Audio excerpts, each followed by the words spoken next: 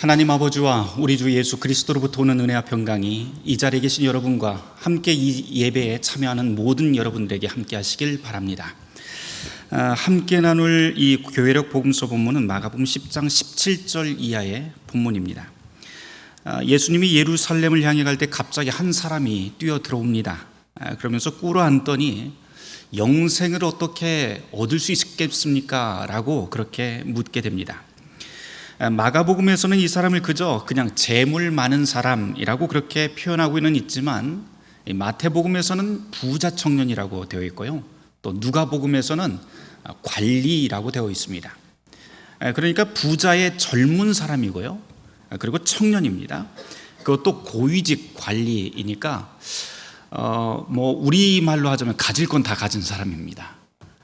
게다가 열정과 예의까지 겸비를 했고 어려서부터 십계명을 조목조목 다 지켰다고 자부할 정도로 뭐 하나 빠질 게 없는 그런 사람이 예수님 앞에 와서 영생을 어떻게 얻어야 됩니까? 라고 그렇게 묻습니다. 누구나 부러워할 만한 사람, 아주 이상적인 인물인 것 같습니다. 그런데 또 어떻게 보면은요, 너무 빈틈이 없어요. 그렇죠? 가질 건 다 가지고 너무 이상적인 인물이어서 좀 참 재수없다 할 만한 그런 사람이기도 한 것 같습니다.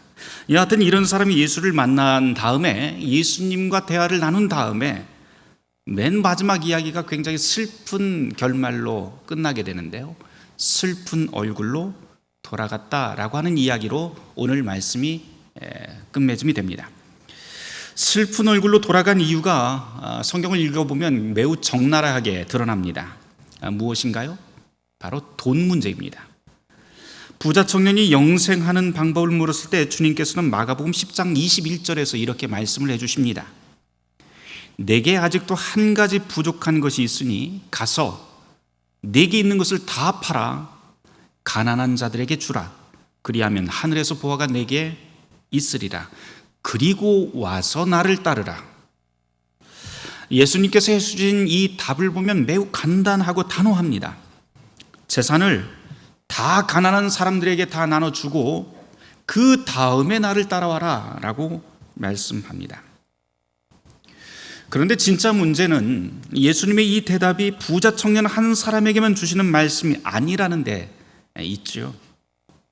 예수님의 이 명령이 우리 모두에게도 다 해당이 되는데, 이 명령을 문자 그대로 우리가 진지하게 고려를 해본다면 사실 마음 편한 사람은 단 한 명도 없을 것 같습니다.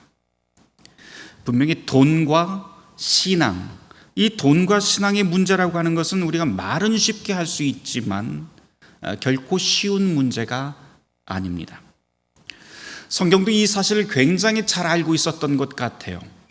오죽하면 복음서 전체를 다 뒤져봐도 예수님을 만난 사람들이 굉장히 많은데 예수님을 만난 다음에 슬픈 마음으로, 슬픈 얼굴로 그 자리를 떠난 사람이 오직 이 젊은 청년 한 사람만 있었다라고 하는 것을 우리는 성경에서 확인하게 됩니다.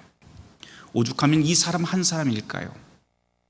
예수를 따르려면 다 버리고 오라고 하는 이 말씀이 그만큼 무겁고 힘들다라고 하는 것입니다. 그러니 이 말씀은 교인들이나 또 설교하는 저 같은 목사에게도 똑같이 무겁게 다가오는 말씀입니다. 그러면 도대체 왜 예수님께서는 이런 명령을 우리 모두에게 주실까요? 예수님의 명령이 너무 직설적이다 보니까 어떻게든 피해보려고 교회에서는 다양한 방식으로 이 본문을 해석하곤 합니다. 예를 들어 이런 거죠.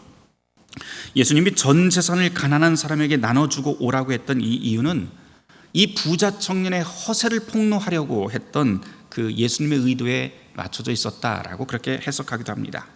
오늘 말씀에서 20절 말씀에 보면 이 청년이 뭐라고 하냐면, 나는 어려서부터 십계명을 다 조목조목 다 지켰습니다 라고 말을 해요.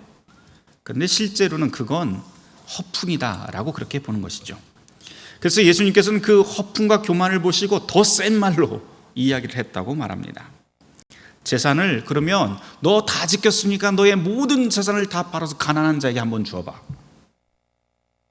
이 주님의 명령은 오직 이 남자, 허풍 가득하고 교만한 이 사람, 자기 배만 불릴 줄 아는 이 부자 청년 한 사람에게만 해당되는 말이니, 그러니까 지금 여기 있는 일반 성도들은 걱정하지 않아도 된다라고 하는 식으로 그렇게 피해가기도 합니다. 또 다른 해석이 있는데요, 율법과 복음의 관계로 설명하는 이 본문을 해석하는 방법입니다. 이 본문의 목적이라고 하는 것은 율법을 완벽하게 지킬 수 있는 사람은 세상에 아무도 없다라고 하는 이 사실을 보여주는 데 있다라고 그렇게 해석하기도 합니다. 이 부자 청년의 이야기는 한 사람의 이야기가 아니라 우리 모두의 이야기가 되는 것이죠. 하나님의 율법을 완수할 수 있는 사람은 없다. 즉 인간은 모두 다 죄인이고 오직 그 죄인들을 구원할 수 있는 그 소망은 예수 그리스도를 믿는 소망에 있다라고 하는 식으로 그렇게 이 본문을 해석하기도 합니다. 교리적으로는 빈틈없는 설교일 수도 있습니다. 또 극단적인 경우엔 이 본문을 가지고 이런 설교도 할 수 있을 것 같아요. 여러분, 우리가 우리의 재산을 포기하면 수백 배의 보상이 있습니다. 저 부자같이 살지 말고 소유를 다 내려놓는 삶을 살아야 돼요. 지금 여러분들이 포기하는 물질보다도 나중에 얻게 될 그 보상이 훨씬 더 큽니다. 그러니 그 어마어마한 미래의 보상을 생각을 하고 지금 꾹 참고 여러분 내려놓는 삶을 살아야 됩니다 라고 말해요. 그럴듯하지요. 그런데 이 말을 조금 더 세게 하면 이렇게 될 것 같아요. 여러분 지금 10,000원 투자하면 나중에 100만 원 받게 돼요. 여러분 어떻게 하실래요? 이렇게 투자하면 분명히 여러분들 주변에서 당신들 보고 단단히 돌았다고 이야기할 수도 있고 미움받을 수도 있고 가족에게 쫓겨날 수도 있고 경제적으로 힘들 수도 있어요. 하지만 분명한 건 결국 당신은 지금 투자한 것으로 나중에 황금으로 만든 집에 있게 될 것입니다. 여러분 이제 선택은 여러분의 몫입니다 라고 말입니다. 물론 이런 식의 설교는 매우 극단적이기도 하고 또 복음이라고 하는 이름으로 하나님의 말씀은 아주 교묘하게 왜곡하는 싸구려 복음입니다. 혹여라도 이런 설교나 이런 가르침이 교회에서 횡행하고 있다면 그건 분명히 타락의 증거입니다. 그리고 이것이 타락한 것이라고 우리는 분명히 비판할 수도 있습니다. 그런데 문제는 입으로는 우리는 그렇게 비판할 수 있다는 겁니다. 입으로는. 하지만 우리의 현실은 그렇지 않다는 데 있지요. 우리는 가능한 한 돈과 신앙 사이에서 살면서 적당히 타협하고 문제없이 살아가려고 그렇게 살아갑니다. 하지만 예수님의 이 말씀을 잘 묵상을 해보면 예수님은 이 둘의 적당한 타협이라고 하는 것 자체를 단호히 거부합니다. 바로 이 지점이 우리 모두를 괴롭게 만듭니다. 종교학자 마틴 루터의 대교리 문답서 10계명 제1조 해설에 보면 이런 구절이 나와요. 당신의 심장이 걸려있는 것, 그것이 바로 당신의 하나님이다. 다시 말해서 우리의 심장, 우리의 마음을 매 순간 사로잡고 있는 그 무엇인가에 따라서 그 사람의 존재가 결정된다라고 하는 설명입니다.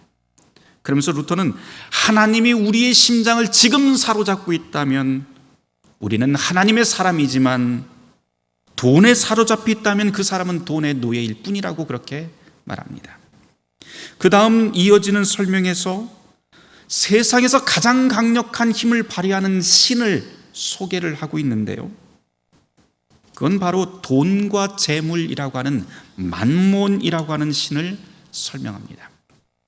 돈과 재물의 신, 이 만몬과 복음의 하나님은 물과 기름 같은 상극의 관계라고 하는 것은 우리 다 잘 알고 있습니다. 그러나 우리가 살아가는 이 세상 속에서 가장 강력한 힘을 발휘하는 것은 늘 만몬이 우리를 지배하려고 끊임없이 우리를 공격하고 있다는 사실입니다. 루터는 이 점을 강조하면서 신앙인들에게 자기 자신을 한번 돌아보라 라고 그렇게 가르칩니다. 돈이냐 하나님이냐. 성경은 당연히 하나님을 택하라고 명령합니다. 그러면 내 재산 다 버리고 빈털터리로 살라는 것이 성경의 뜻, 하나님의 뜻일까요? 그렇지는 않습니다. 돈과 재물을 다 버리라는 말이 아니라 성경이 우리에게 계속해서 이야기하고 있는 것, 가장 중요한 것은 내 삶에 가장 우선되는 순위가 무엇인가 라고 하는 것을 돌아보라는 것입니다. 우선순위. 돈이 하나님의 자리에 올라가 있는지, 아니면 하나님 신앙이라고 하는 그 신앙 아래 돈이 그 밑에 있는지 따져보라고 하는 것이죠. 우리의 심장이 모든 만물의 주제이신 하나님께 매달려 있다면 돈과 재물은 하나님의 뜻에 따라 합당하고 정의롭게 사용될 수 있습니다. 더 쉽게 말하면 지금 우리가 나에게 주어진 그 소유물들, 그 돈을 어떻게 사용하고 있느냐를 잘 따져보면 우리 신앙이 지금 어느 수준인지 정확하게 볼 수 있다라고 하는 말이 됩니다. 이런 이유로 감리교회의 아버지라고 불리는 웨슬리는 무엇이라고까지 말을 하냐면요, 주머니가 회개한 자라야 천국에 들어간다라고까지 그렇게 이야기를 합니다. 여러분의 돈과 재물이 어떻게 어떤 방식으로 흘러나가고 있는지 꼼꼼히 따져보시길 바랍니다. 사실 이 돈이라고 하는 문제는 한 개인의 문제로만 국한되지 않지요. 예로부터 교회든 사회든 어떤 공동체든 심지어 국가까지도 모든 공동체를, 모든 사람 사는 사회를 타락시키는 가장 큰 원인은 언제나 돈입니다. 이 돈을 어떻게 사용하느냐에 따라서 판가름이 납니다. 주님은 우리에게 너의 소유를 가난한 자에게 다 내어주고 나를 따르라 라고 말씀하십니다. 너의 소유를 가난한 자에게 내어주고 나를 따르라. 주님의 이 명령은 분명히 하나님의 말씀이고 옳습니다. 우리의 돈을 이웃을 위해 가치 있게 쓰라는 것도 맞고, 예수 따라가며 바른 신앙으로 성장하는 것도 옳습니다. 하지만 앞서 말씀드렸다시피 우리의 고민은 그렇게 하다가 우리는 어떻게 살지? 나는 어떻게 하라고? 통장 다 바닥나버리면 나는 어떻게 살지? 라고 하는 현실. 예수님이 정말 우리의 현실을 알고는 계시는 것일까? 라고 하는 질문. 이 지점에서 우리는 자꾸 머뭇거리게 됩니다. 그래서 정작 이 본문 속에 담겨있는 또 하나의 메시지를 우리는 제대로 파악하지 못하게 됩니다. 예수님이 우리의 현실을 너무나 모르시는구나. 내 통장 빵꾸 나면 어떻게 하지? 이런 염려 다 일단 내려놓으시고요, 오늘 본문을 다시 한번 보시기를 바랍니다. 오늘 말씀을 읽어보면 여기 등장하는 부자 청년이 있는데요, 이 부자 청년이 끌리는 묘한 구석이 있어요. 이 친구는 자기 삶을 지키고 보호하려고 하는 아주 세심하고 신실한 사람이죠. 또 그 마음은 열려 있어서 율법을 준수하는데 모든 것은 열려 있고, 어떻게 하면 내가 영생을 얻을 수 있을까 하면서 늘 영적인 관심을 갖던 사람입니다. 게다가 교만한 사람이라고 미리부터 치부하기는 참 어려운 것 같아요. 이 사람은요, 자기가 가진 게 많잖아요, 완벽하잖아요. 그럼에도 불구하고 나보다 더 똑똑한 사람, 나보다 더 지식이 있는 사람, 존경받는 사람에게는 흔쾌히 다가가서 무릎을 꿇고 더 많은 것을 배우고 더 많은 것을 알아가려고 하던 그런 사람입니다. 이 청년을 유심히 지켜보면서 저는 이런 생각도 해봅니다. 과연 우리는 이 젊은 사람처럼 말씀을 배우려고 하는 자세는 있을까? 라고 말입니다. 이것 말고도 저는 이 청년이 무척 부러운 구절이 하나 있는데, 마가복음 10장 21절 말씀이에요. 거기 보면 이렇게 시작을 하죠. 예수께서 그를 보시고, 그 다음 구절이 뭐냐면 사랑하사, 그를 보시고 사랑하사 이르시되 라고 이렇게 시작을 합니다. 예수님이 이 청년을 사랑한다라고 기록이 되어 있는데, 그런데 더 깜짝 놀랄 만한 사실은 무엇이냐면, 마가복음 전체에서 예수님이 어떤 사람을 두고 사랑한다라고 지목한 유일한 사람이 바로 이 청년이라고 하는 사실입니다. 그리고 또 한번 생각을 해보세요. 이어지는, 참 이상한 것은 무엇이면, 이어지는 구절을 보면 예수님이 분명히 방금 전에 사랑한다고 그렇게 했는데, 이 청년의 부족한 부분을 또 정확히 짚어냅니다.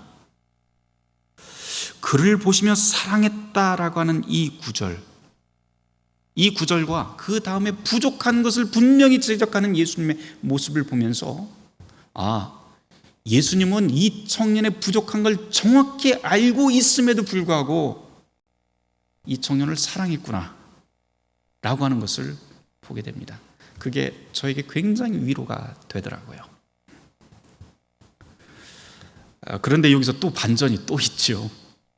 그렇게 예수님이 사랑하는 사람이 예수님의 말씀을 듣자마자 어떻게 되냐면 슬픈 기색을 띠고 근심하며 갔다라고 그렇게 이야기가 종결이 됩니다.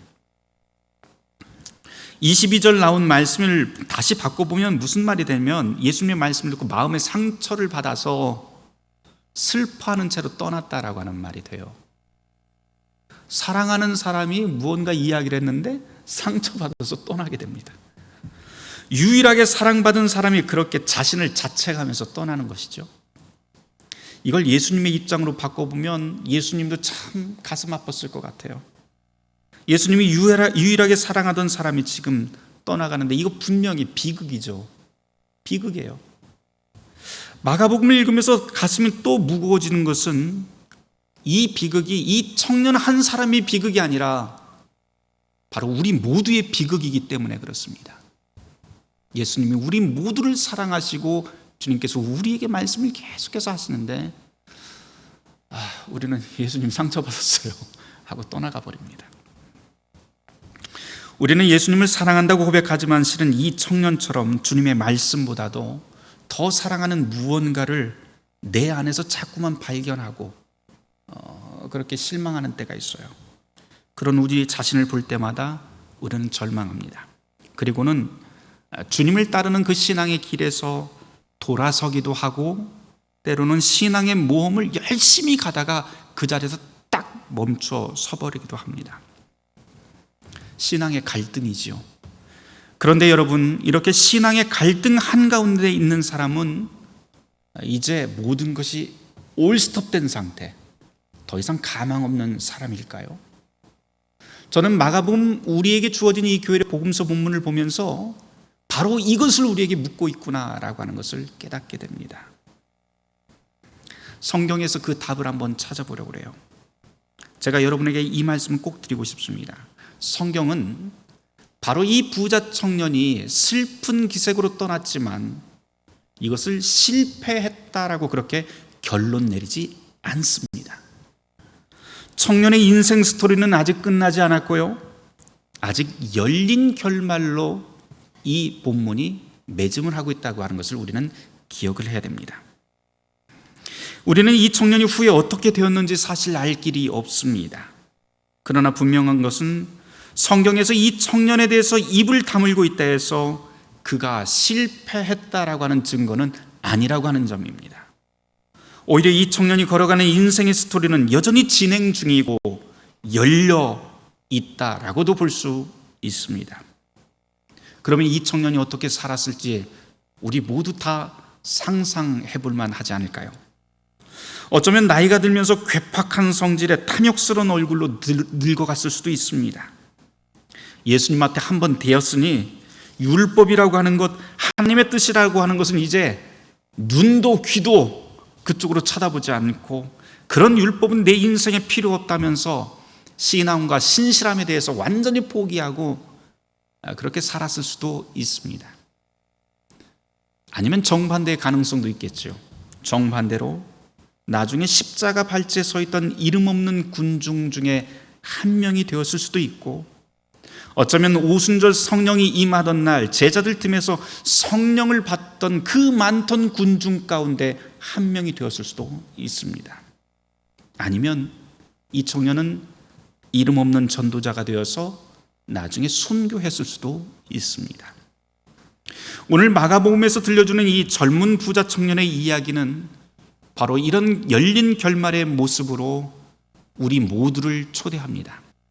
그리고는 이제 우리를 이 청년이 떠난 그 자리에 우리를 세워놓습니다. 이 말은 이제 다음 이야기를 채워나가야 될 주인공이 바로 저와 여러분이라는 사실을 알려주는 것이죠. 사랑하는 성도 여러분, 오늘 말씀 다 있더라도 이것 하나만은 꼭 기억하고 한 주간을 새기며 살길 바랍니다. 오늘 복음서 본문 21절 말씀에 고민하던 부자 청년을 향한 예수님의 그 사랑의 지목은 아직 철회되지 않았습니다. 그리고 그 청년이 이제 길을 떠납니다. 바로 그 주님의 사랑이 매 순간 세상과 하나님 사이에서 가슴앓이하며 살아가는 저와 여러분 모두의 희망이 될 것입니다. 모든 지각에 뛰어난 하나님의 평강이 그리스도 예수 안에서 우리의 마음과 생각을 지키실 것입니다. 오늘 말씀을 놓고 함께 묵상하도록 하겠습니다.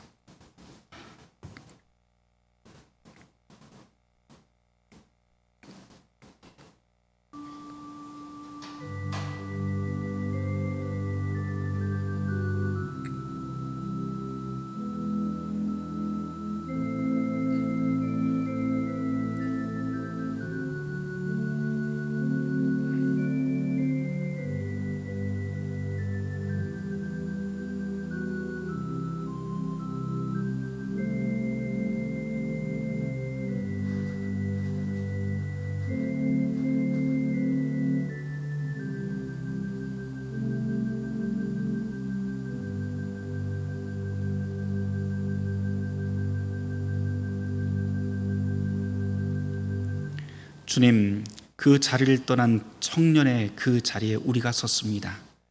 주님의 사랑으로 우리를 붙잡아 주시고 늘 지켜주시되 우리가 이제 새로운 이야기들을 써나갈 수 있도록 인도하여 주시옵소서. 예수 그리스도 이름 받들어 기도드렸습니다. 아멘.